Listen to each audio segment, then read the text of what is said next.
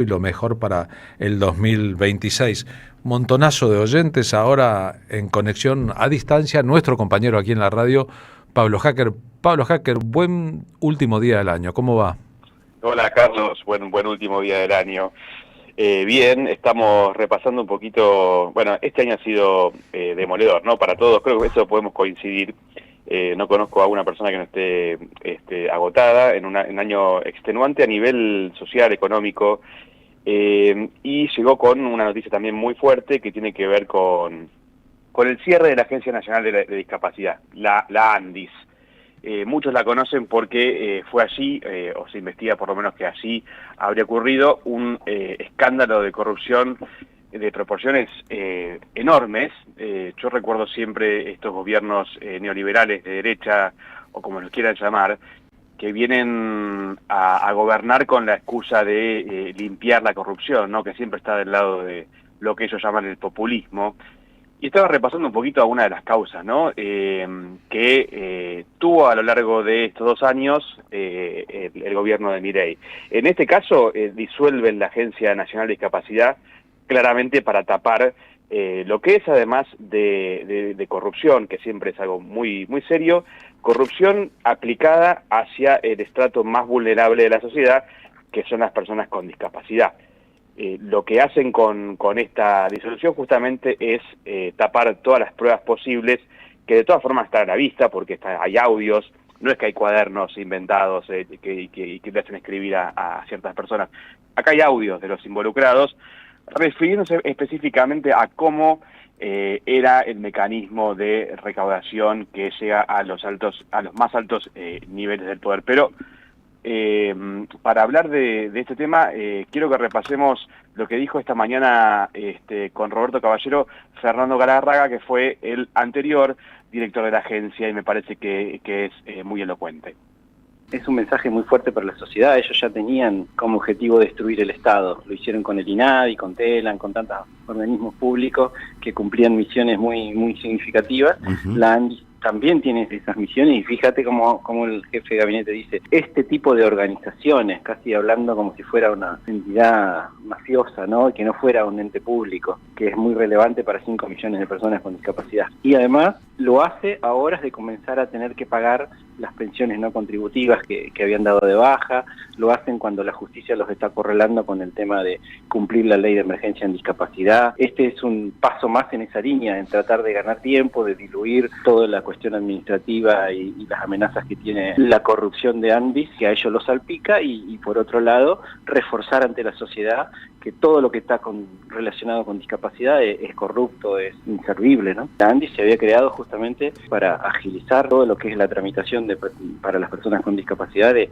certificado único de discapacidad, de provisión de medicamentos, provisión de ortopedia, sillas de ruedas, ayudas técnicas, etcétera, para atender y capacitar al Estado, las provincias, de los municipios, de otras áreas del Ejecutivo Nacional, capacitaciones, accesibilidad.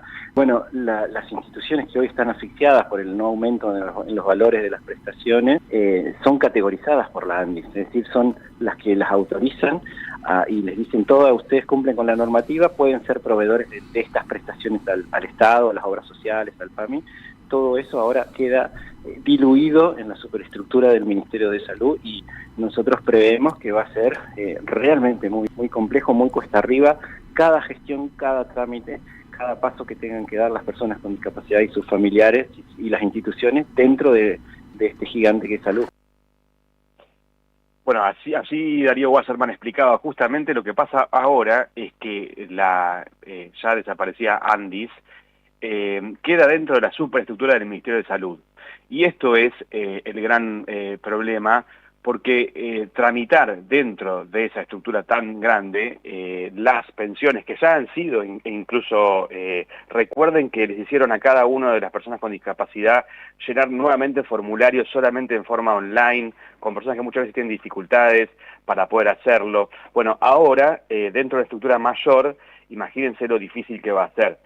Y recuerdo el inicio, ¿no? Del gobierno de Milei, recuerdo a Manuel Adorni, hoy jefe de gabinete, que también cumple las funciones un poco de vocero. En ese momento solamente vocero, mostrando una radiografía falsa tratando de con ello ensuciar a las personas que necesitan sí o sí una ayuda del Estado para poder vivir. Me sumo a eso la cantidad de causas que tienen que ver con la corrupción, si queremos hablar de ese punto, ¿no? De ese punto que siempre, como digo yo, los gobiernos de derecha ponen como que ellos vienen a limpiar. Recordemos la mega estafa de la criptomoneda, de Libra, en la cual está probado que el presidente Milei tenía conocimiento de esa operatoria, que estaba en línea incluso al teléfono con uno de los ingenieros de esa criptomoneda a la hora del lanzamiento, que multiplicó su valor solamente porque fue el presidente quien la promocionó. Recordemos que arrancamos el gobierno de Milei con alimentos que estaban escondidos en depósitos por parte de la ministra Petovelo, para no entregarlos a los comedores populares. Recordemos la enorme cantidad de causas que por todos lados van saltando. Por supuesto que la mayor de todas la hablamos de ayer, que tiene que ver con el carry trade, tiene que ver con el endeudamiento en condiciones leoninas, incumpliendo la Constitución, pero en estas pequeñas cosas que ellos siempre, y no tan pequeñas, que ellos siempre remarcan, bueno, ahí se ve que claramente no han venido a mejorar nada, todo lo contrario, desde mi punto de vista, han venido a empeorarlo. Sin lugar a dudas. Para eso hizo falta también, para que llegaran al poder, no solo la perezosa gestión de Alberto Fernández, sino una tarea de demolición de muchos de los avances que había conseguido la sociedad argentina por parte de los medios hegemónicos, cuyo enemigo principal, como ocurre con el gobierno de Estados Unidos, es el peronismo, o más extensamente el campo de lo nacional y popular.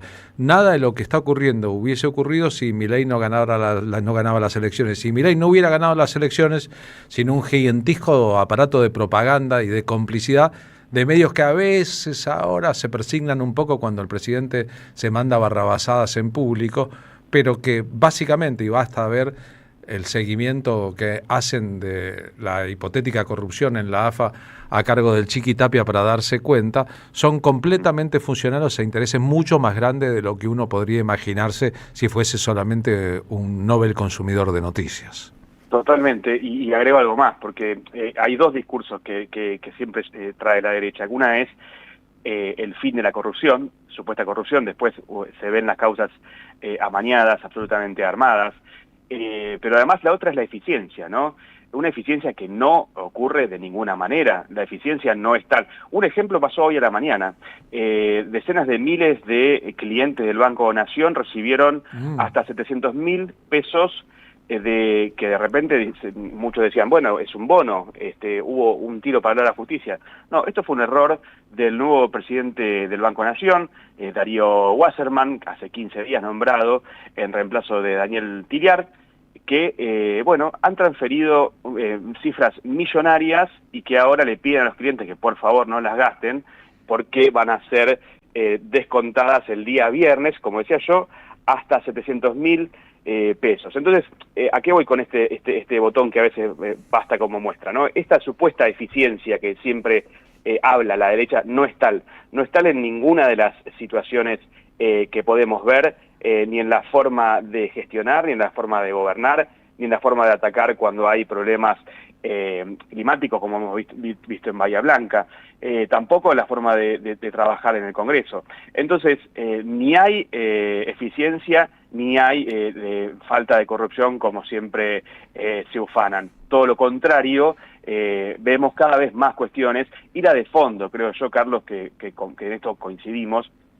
que tiene que ver con la cuestión económica de fondo, hacia dónde se giran los dividendos, las divisas, los dólares, los pocos dólares que tiene Argentina, como decía ayer el economista Robelli con nosotros, todo ese excedente, entre comillas, que es el que se le saca a los jubilados, a los trabajadores, a los discapacitados, eso va al pago de la deuda. Eso es lo único que tiene entre ceja y ceja Milei, Sturzenegger y su equipo y Caputo. El resto, que esperen en la fila porque están en el último lugar.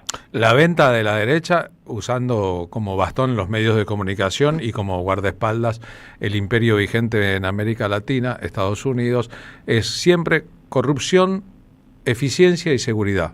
Imputan a los gobiernos populares no ser buenos en estos tres rubros. están gobernando ellos.